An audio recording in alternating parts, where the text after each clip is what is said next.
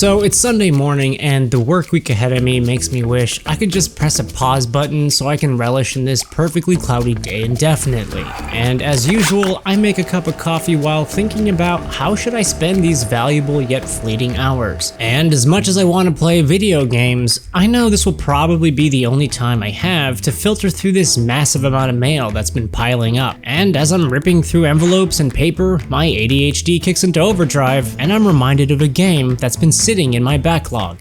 The PS Vita launched back in 2012 and I remember how much hype I had for this system. And with Sony advertising that this device rivaled near PS3 graphics in the palm of your hand, I knew I was going to be first in line, but then they announced the actual price. $299. Yeah. This price was such a massive jump in the handheld world, and to make matters worse, they forced users into buying proprietary memory cards, which was just another mistake among many. And after the Vita finally arrived, it seemed like third-party support disappeared along with the console itself, as Sony shifted all their time and energy into their upcoming PS4 launch, leaving many of us Vita owners high and dry. However, one game out of the entire Vita lineup was so brilliant, so charming, designed with the intent to maximize all of the Vita's true capabilities, it makes me think when in retrospect what an absolute tragedy this Vita story really is. And not because it was one of Sony's biggest failures, but because of the amount of potential this device truly had. Sure, games like Killzone Mercenaries and Gravity Rush and Uncharted, those were technical marvels for its time, but none of those games truly captured the Vita's magic and rather felt more like watered-down versions of their console counterparts, which just forced tacky implementations of the Vita's unique functionality. And I tended to play a few sessions of those games only to forget about my Vita entirely. But one game out of the many brought the Vita's magic to life, one of the most enchanting and creative games I'd ever experienced,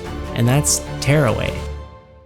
Tearaway wasn't really on my radar back then. The games I wanted to play on this system were games that pushed the hardware's graphical capabilities. Back then, it was astonishing to see games like Killzone run on a portable unit. And as fun as it was in the beginning, the game's appeal and wow factor melted away quite quickly as the gameplay was all too familiar. It was nothing new or innovative, but Tearaway not only utilized all of the Vita's graphical capabilities, it also made use of every single feature that the Vita possessed. And it did it in such a way that it left me somewhat saddened by the realization that I most likely will never get to experience another game like it. And because of that reason alone, I think if you haven't played this game, it's worth buying a Vita today just to experience what a truly unique system the Vita actually was. Tearaway incorporates the real world around you with its front and rear facing cameras. It allows you to actually yell at characters, making the game blend with the real world in such a seamless way. The game breaks the fourth wall by placing you into the actual story. You navigate through its paper world as you would in any other action platformer. However, Tearaway makes use of Vita's unique sensors, where you can literally push your fingers into this 3D world and manipulate it in a way I've never seen done before. The deeper I got into this game, the more I realized how creative a video game can actually be. It's no longer just a 3D facade, but this living, breathing world that you can physically interact with. The magic of being able to have this tactile control while being paired with such a whimsical soundtrack, it adds up to a journey worth taking. It's frustrating that Sony made the decisions that they did, how they abandoned such a bold device that begged creators and developers to find unique ways to create games, but that never happened. Developers knew that by making a game solely intended for a device that had such a small footprint in the gaming world surely meant very little sales. However, the team behind Tearaway did just that. The amount of creativity and passion it radiates out of this work of art, and it's sad that it never really became a huge hit as it so rightly deserves. Tearaway is a perfect game to cozy up to on a day like this, where the clouds outside just makes you want to lay on your couch with a cup of tea and disappear into a world so whimsical that you forget that stack of mail. It suddenly brought me back to a time where I used to use my own creativity and wonder while playing video games, because usually now I just shut my brain off and continue pressing buttons waiting for that next dopamine hit. But with Tearaway's puzzles that were so uniquely designed, I found myself actually excited to grab this system and to continue this adventure.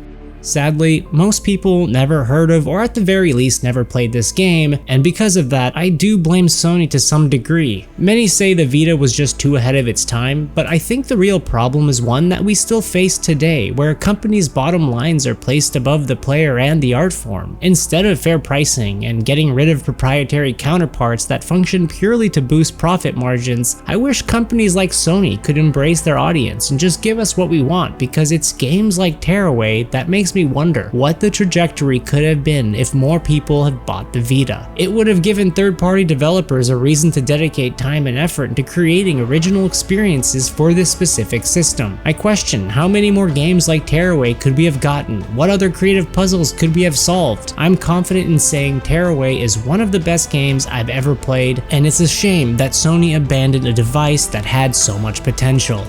But in 2025, the Vita is still relevant, and more people are now discovering the wonderful library the system has to offer, as well as using the system's strengths to emulate other systems. This is why I love this hobby so much. It's just a giant group of people who continue to breathe life into the past, without the many developers and tech-savvy individuals who continue to support games that would have most likely disappeared if left up to companies like Sony. So if you're interested and you haven't experienced this game, do yourself a favor and maybe consider getting a Vita. And with that, thank you so much for watching this video. I know a lot of you still haven't subscribed, so if you enjoyed this video, definitely check out some of my other ones, and if you feel like I deserve a sub, definitely do so, and if not, no worries. I'm just glad that you're here, and hopefully this video sheds some light to games like Tearaway. Well, that's it for me. Thank you so much for being here, and like always, I'll see you in the next one.